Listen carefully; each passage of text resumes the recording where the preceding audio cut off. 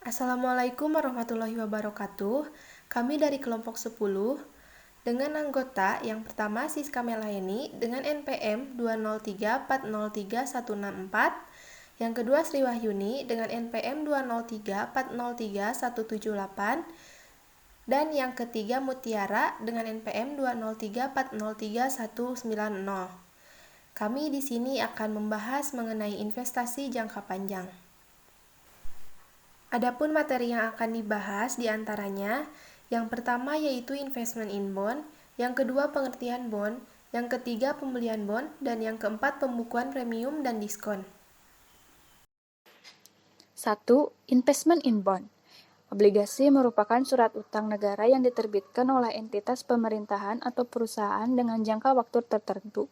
Dengan memiliki obligasi, itu artinya negara atau perusahaan berutang pada kamu sebesar yang dijanjikan dengan waktu jatuh tempo yang disepakati. Selain itu, debitur atau dalam hal ini negara atau perusahaan akan membayarkan bunga atau kupon kepada kamu setiap bulannya. Investasi obligasi juga termasuk jenis investasi yang aman dan mumpuni. Selanjutnya, karakteristik obligasi. Yang pertama, nilai nominal. Nilai utang pokok yang harus dibayarkan oleh penerbit obligasi pada saat jatuh tempo. Yang kedua, masa jatuh tempo. Ada pada rentang 1-10 tahun. Biasanya jatuh tempo obligasi ada pada minimal angka 5 tahun, ada pula 10 tahun, 15 tahun, dan 30 tahun. Yang ketiga, klaim aset dan klaim pendapatan perusahaan. Yang keempat, tingkat kupon. Biasanya kupon ditentukan sejak awal perjanjian obligasi. Yang kelima, kontrak. Berisi hak dan kewajiban dari penerbit dan pemegang obligasi. Yang keenam, hasil saat ini. Keuntungan dari kupon yang diterima selama 1 tahun terhadap harga obligasi. Yang ketujuh, peringkat. Terdiri dari 2 atau 3 huruf disertai simbol atau angka. Jenis-jenis obligasi. Yang pertama ada obligasi pemerintah. Obligasi pemerintah biasanya diterbitkan oleh Kementerian Keuangan dan ditawarkan kepada masyarakat dengan tujuan mendanai APBN pemerintah. Obligasi pemerintah adalah surat hutang yang sangat aman karena dijamin oleh perekonomian sebuah negara. Obligasi yang biasanya diterbitkan oleh pemerintah secara rutin antara lain obligasi retail Indonesia atau ORI dan suku retail atau SR. Biasanya obligasi ini akan dijual di beragam mitra distribusi pemerintah yang tersebar. Yang kedua, obligasi tabungan. Selanjutnya, ada obligasi tabungan yang dibeli oleh investor individu, dan inilah mengapa obligasi ini dikeluarkan dalam jumlah yang rendah agar terjangkau bagi individu. Yang ketiga, obligasi suku bunga tetap. Sama seperti namanya, obligasi ini menawarkan suku bunga dengan besaran yang tetap dan dibayar secara berkala sepanjang masa berlakunya obligasi. Yang keempat, obligasi suku bunga mengambang, atau yang disebut juga dengan floating rate note, atau FRN, memiliki besaran bunga yang mengacu pada suatu indeks pasar uang. Yang kelima, obligasi tanpa bunga. Obligasi yang dikenal dengan istilah zero coupon bond adalah obligasi yang tidak memberikan pembayaran bunga. Obligasi ini diperdagangkan dengan pemberian potongan harga dan pemegang obligasi akan menerima jenis hutang secara penuh pada saat jatuh tempo. Yang keenam, obligasi inflasi. Obligasi inflasi adalah obligasi di mana nilai pokok utang pada obligasi akan mengacu pada indeks inflasi. Suku bunga yang akan didapatkan biasanya jauh lebih rendah daripada obligasi suku bunga tetap. Dengan bertumbuhnya nilai pokok utang sejalan dengan inflasi, maka pembayaran pelunasan obligasi akan meningkat. Yang terakhir ada obligasi korporasi. Obligasi yang diterbitkan oleh semua perusahaan dan obligasi jenis ini lebih beresiko daripada obligasi yang diterbitkan oleh pemerintahan. Hal inilah yang akan menjadi faktor mengapa obligasi jenis ini menawarkan tingkat pengembalian yang lebih tinggi. Keuntungan investasi obligasi. Yang pertama, memperoleh kupon secara berkala. Yang kedua, mendapatkan keuntungan uang saat menjual obligasi kepada investor umum di pasar sekunder. Yang ketiga, pasti dibayarkan kembali dengan tambahan retur. Yang keempat, keuntungan kupon obligasi lebih tinggi daripada bunga deposito. Dan yang terakhir, dapat dijadikan sebagai jaminan atau agunan. Selanjutnya ada mekanisme penerbitan obligasi di pasar keuangan global.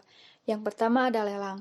Mekanisme lelang pada obligasi dilakukan untuk menentukan harga yang tepat dalam periode tertentu atau sampai jatuh tempo.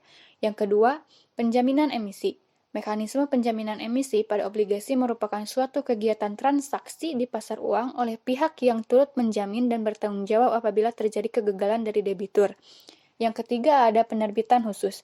Biasanya mekanisme private placement dilakukan ketika debitur atau pemerintah atau perusahaan tengah membutuhkan dana secara cepat untuk melunasi hutang, memperbesar bisnis, dan semacamnya. 2. Pengertian bond. Bond artinya surat hutang atau obligasi. Bond adalah surat pembayaran hutang dari penerbit bond tersebut kepada pemegang bond, beserta janji untuk membayar kembali pokok utang beserta kupon bunganya, kelak pada saat tanggal jatuh tempo pembayaran. Pemegang bond adalah kreditor dan penerbit bond adalah peminjam. Besar keuntungan yang akan diperoleh apabila menempatkan dananya pada bond dinyatakan sebagai hasil, dan investor harus mempertimbangkan besarnya hasil sebelum membeli bond. Yang ketiga, pembelian bond. Pembelian bond atau obligasi. Dalam pembelian obligasi, pada transaksinya ada yang bertepatan atau tidak dengan tanggal bunga. Jika tidak bertepatan dengan tanggal bunga, maka ada bunga berjalan yang dihitung dari mulai tanggal bunga terakhir sampai tanggal pembelian.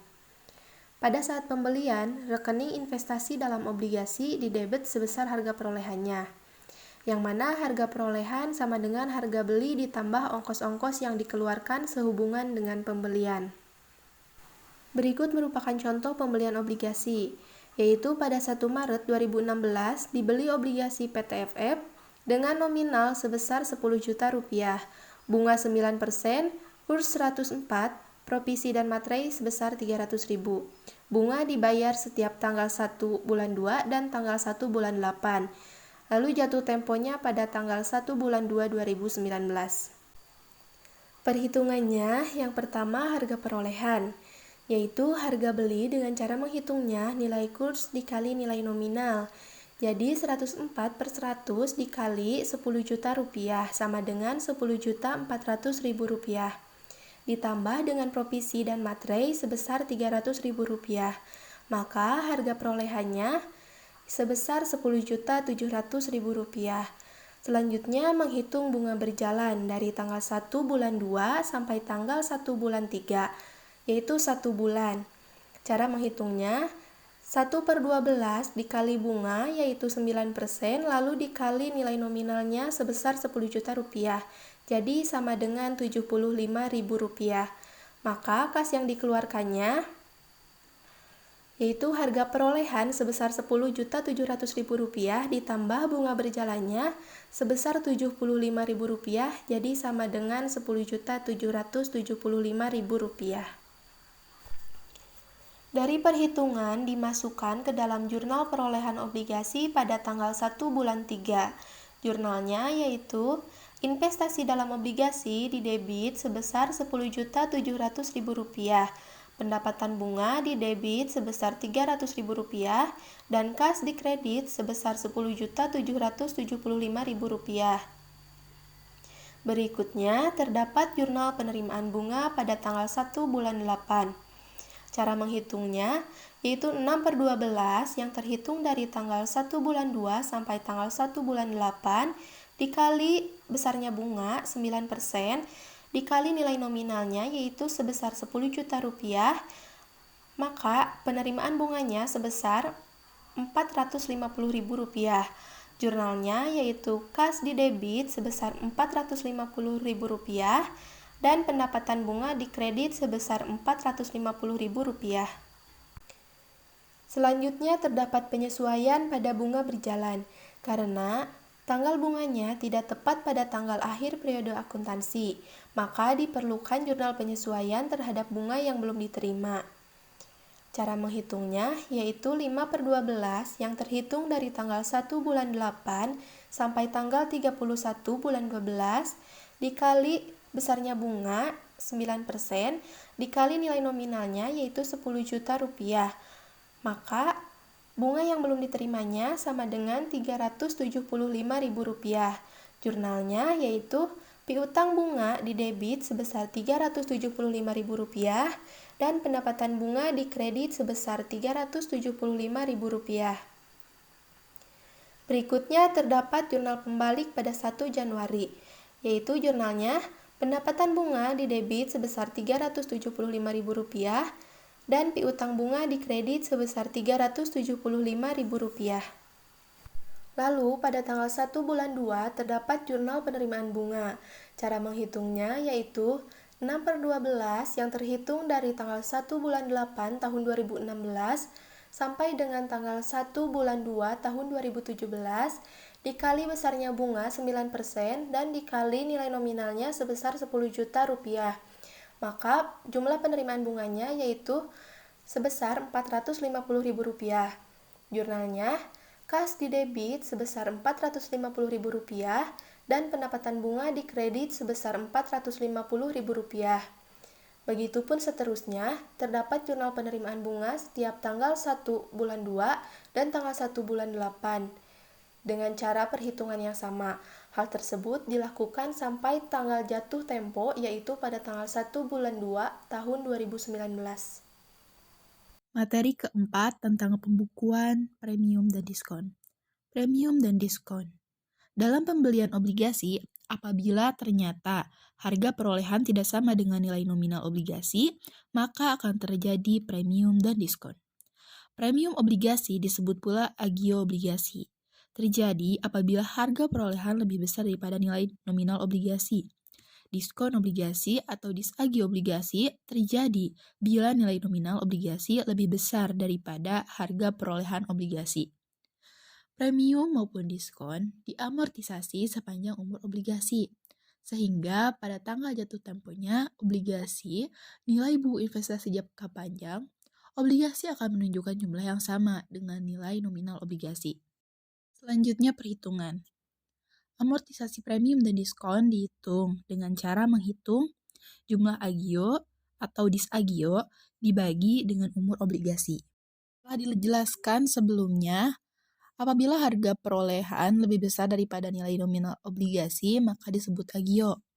Maka dalam ayat jurnal penyesuaiannya, pendapatan bunga di debit, investasi pada obligasi juga di debit. Sementara apabila harga perolehan lebih kecil daripada nilai nominal obligasi, maka disebut disagio. Dalam ayat jurnal penyesuaian, investasi pada obligasi di debit, pendapatan bunga contoh perhitungan. Pada tanggal 1 Maret 2000, PT Nurasaya membeli obligasi PT Samudra sebanyak 500 lembar dengan nominal 1 juta. Bunganya 12%, dibayar tiap tanggal 1 April dan 1 Oktober. Kurs belinya 120, biaya komisi 1% dari nilai transaksi, dan PPN 1% dari nilai komisi. Umur obligasinya 50 bulan. Maka perhitungan harga perolehannya, transaksi beli sebesar 500 lembar dikali 1 juta dikali 120%. Jadi 600 juta. Pada komisi 1% dikali nilai transaksi sebesar 6 juta, lalu ada PPN 10% dari komisi Rp600.000. Nah, 6 juta ditambah 600.000 itu adalah total biaya transaksi beli, sehingga totalnya adalah 6.600.000. Nah, total pembeliannya dari transaksi beli ditambah total biaya transaksi beli. Jadi semuanya sebesar Rp606.600.000. Bunga berjalannya 5/12. 5/12 itu dari, kan ada April sampai Oktober itu selama 5 bulan dibagi 12. Nah, selanjutnya dikali 600 juta. Pada perolehan harga transaksi beli sebesar 600 juta itu dikali 12% dari bunga yang harus dibayar pada tiap tanggal 1 April dan 1 Oktober tersebut. Nah, jumlah total bunga belanja adalah 30 juta. Nah, sementara total pembayarannya, yakni total pembelian ditambah bunga belanja. Jadi semuanya sebesar Rp636.600.000. Selanjutnya, ada lanjutannya. Ada bunga berjalan 5 bulan dari yang 1 Oktober tadi sampai dengan 1999 sampai dengan 1 Maret 2000. Lalu ada premium obligasinya. Nah, ini harga perolehan dari transaksi beli yang 600 juta rupiah, dikurangi dengan nilai 500 lembar dikali nominalnya 1 juta rupiah menjadi 500 juta rupiah. Nah, jadi 600 juta dikurangi 500 juta rupiah sebesar 100 juta rupiah untuk premium obligasinya. Untuk amortisasi premium obligasi per bulannya, dari perolehan harga 100 juta rupiah dibagi nilai umur obligasi, yang itu 50, sama dengan 2 juta rupiah untuk amortisasi premium obligasi per bulannya. Selanjutnya, bagaimana pencatatannya oleh PT Nurasaya, bunga berjalan sebagai pendapatan bunga yang didebet.